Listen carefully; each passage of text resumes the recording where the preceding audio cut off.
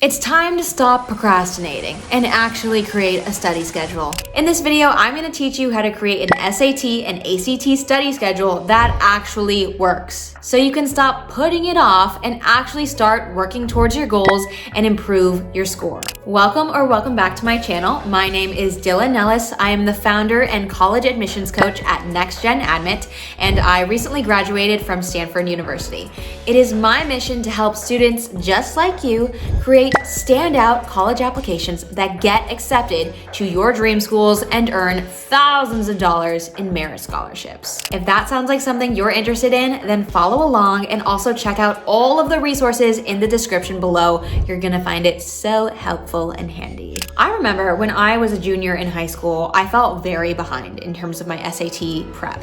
And I felt like that was one of the main things that was holding me back from getting into my dream school. I knew that it wasn't just a matter of taking practice tests here and there. I actually had to learn the techniques that it takes to get a good score. The SAT and the ACT, just like your college applications, is a strategic process. And there are certain techniques and things that you can implement to dramatically increase your chances of success. If you are looking for a really strong SAT and ACT program that's gonna teach you the specific techniques and give you support to achieve your goal score, then I would really recommend Menking Tutoring's SAT and ACT course. It was created by this SAT and ACT expert, Stephen Menking, who has helped so many students dramatically increase their scores, and he has a really unique way of doing it too, where he focuses a lot on both practical, tactical technique while also mindset. And mindset is such a big deal when it comes to test taking strategy, and it can make or break how you perform on test day. So I really like that about them. So anyways, this is all to say, if you are interested in that, there is a link in my description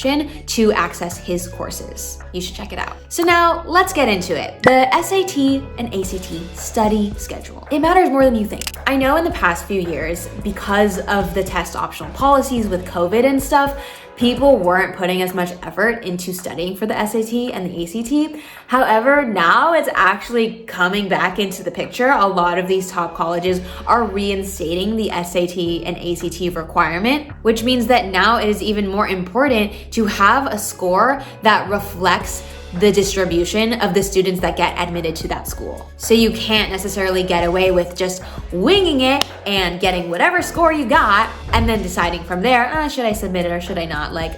It doesn't really matter, whatever. Now you do want to put a lot of thought and effort into your study plan because these scores do matter and these schools are realizing they actually want to include them in their admissions process. So I'm going to help you reverse engineer your study schedule to figure out, how much time should I actually be spending on this and how often and how should I actually spend that time as well. Of course, the earlier you start, the better. It gives you more flexibility for growth over time. But ideally, you should begin your test prep at least 3 to 6 months before your test date.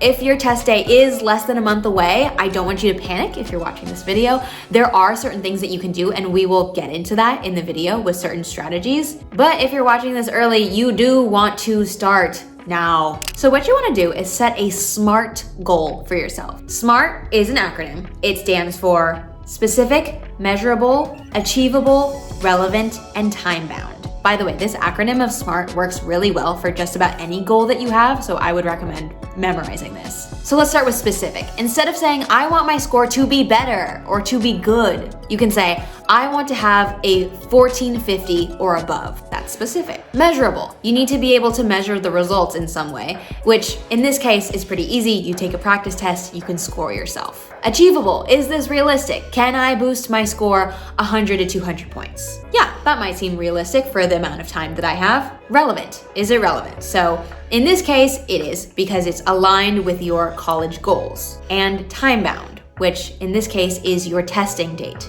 There's a time frame that you're working within. So I really want to make sure that you're also strategic with when you are choosing your test date and make sure that is in line with how much prep time that you need to boost your score. It needs to give you enough time to first take a diagnostic, take a test and figure out where you fall, and then time to learn all of the content and all of the strategies, and then time to take multiple full-length practice tests and then learn from your mistakes each time. It's also very common, and I would recommend to take the SAT or ACT multiple times. I would say 2 times is a good amount, so plan for 2 test days. That way you're not placing too much pressure all in one sitting. But also make sure that on the first try, you really do try your best and you don't just say, well, whatever, I can do it again. Now, the first thing you want to do before you even start studying is take a diagnostic. This will give you a baseline of where you stand. And so you want to take a full-length practice test and seriously simulate the test-taking conditions. Make sure you take the test in a quiet room and you are staying on that time limit. You can find official practice tests online through the College Board or through Stephen Menking's SAT and ACT course, which is linked in the description below. If you don't know if you want to do the SAT or ACT, I would recommend taking practice tests in both. Not on the same day though, that's too much. And then score both of them, and you can find a calculator online that will tell you which one you scored higher on. And whatever one you score higher on, that's the test you want to take. You just really wanted to lean into your strengths. So if you already did better on one test, just stick with that one. You don't need to do both. So looking at that test that you did take though, I want you to really analyze which sections were you less confident about. Which sections did you do worse on? Which kinds of problems did you miss? And that will allow you to create a custom tailored plan for studying. So I really want to make sure that you stay organized and you avoid burnout. And to do that, you want to really designate time where you're going to study, but not just saying, okay, I'm going to study. Have a plan of what you're actually going to do during that time. So you might make a weekly schedule for yourself, and on certain days you are practicing certain things. For example, on Monday and Wednesday, you're doing content review for the math section. And then Tuesday and Thursday, you're doing content review for the reading and writing section. And then on Sunday, you do a practice test. Or you can say certain times are for content review where you're actually learning information and taking notes, whereas other study sessions is focused on actually doing practice problems. Really define what that is and write it down. Don't just keep it in your head, because we know what happens with that. You have to write it down so that you can actually look at it and see it and be reminded of it, and there's no extra cognitive load of you having to be like, wait, what was I supposed to do? No, you have your plan written down and it tells you what to do and you're gonna follow it. Also, when it comes to creating a study plan, it's more effective to have small daily sessions than a multi-hour binge in a given week. So don't cram it all into one day or cram it all in last minute. Obviously, last minute is the worst thing to do, so don't do that. But instead, try doing 20-minute, 30-minute sessions every single day. So then you are forming a routine, and more often you are exercising those parts of your brain. Repetition creates muscle memory. It keeps the concepts very fresh in your brain, and you avoid burning out. Because if you're always training yourself to study when you're tired, your brain is gonna go, oh, when I study, I get tired. When I look at SAT materials, I become tired. So during the test, you'll become tired. When you make your study schedule, it is important that you are constantly adjusting it based on your progress. So if you realize that you're pretty solid on a certain type of question for math, then you don't need to practice that over and over and over all the time anymore. You can start really focusing on the parts that are weaker. So don't be so rigid in your plan. You need to constantly be revisiting your strategy and look at it and decide, am I improving in these areas? Which areas could I use more help in?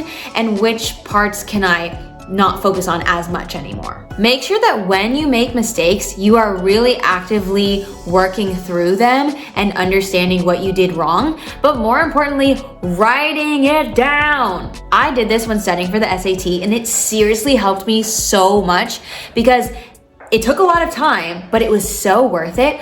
When I got a question wrong, I would really analyze, what did I do wrong? What's the concept that I wasn't clicking in here, and need to make sure that I learn that. So I would create a new set of notes based on that and make it super clear so I understood every part of how it worked and why it worked. That way I wouldn't make that same mistake again. Because there might be places where you're actually just wasting time during the test and you don't even realize it. So it's very strategic. There are a lot of techniques that you can learn on how to do the SAT and the ACT. And so one that I would recommend, as I've been saying, is Manking Tutoring's SAT and ACT program. It is linked in the description, and there's so much comprehensive content that covers all sections of the test using proven 5-step techniques. He also covers mindset, how to manage stress, your test anxiety, and maintain focus, which I know focus, it's a big one, right? It also includes customized practice test reports with real feedback that you can start implementing. Students who've gone through this have seriously improved their scores from 500 points on the SAT or 10 points on the ACT. It's a good resource. So check it out if you're interested. Everything is linked in the description below. I wish you the best of luck on your SAT or your ACT. And also, I am here if you ever need for college admissions strategy and advice and feedback on your essays as you go about the college application process. So make sure to give me a subscribe and stick around for the next video. Have a good one.